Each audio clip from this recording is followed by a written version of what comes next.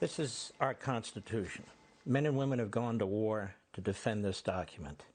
Men and women have died to defend this document. It is the finest governing document ever created and established by mankind. Do you want to know why? Because it protects the individual from centralized government. It protects us from the mob, and it protects us from the monarchy. Right now, the mob has a voice in the Democrat Party. The Democrat Party wants to destroy this country. That's why it intends to attack the Supreme Court. The Supreme Court's one of our three branches. The Democrat Party is saying, we don't give a damn. If that branch doesn't bow to our will, we're going to destroy it. They want to destroy half of Congress by loading it up with Democrats. So there's Democrats in Congress that control that body for a generation. Then they want to destroy the legislative process. So nothing can be done, nothing, to stop them.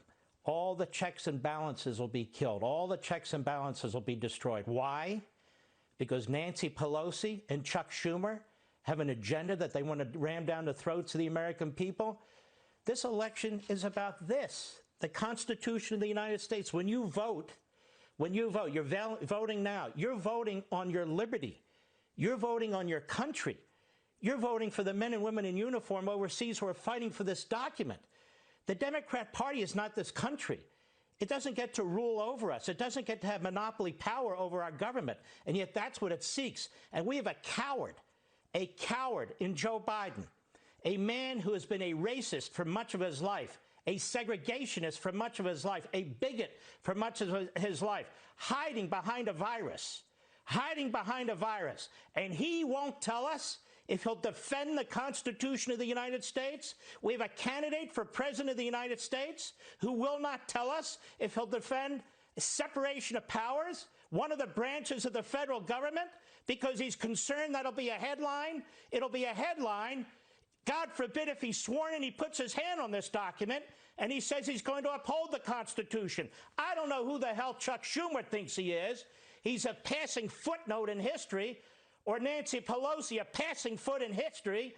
They don't get to decide in New York City and San Francisco how the rest of us live. Now, let me tell you how ignorant Nancy Pelosi is, how bombastic and buffoonish Nancy Pelosi is. The 25th Amendment, I didn't even know she could count to 25. Does she know what's in the 24th or 23rd Amendment? She knows nothing.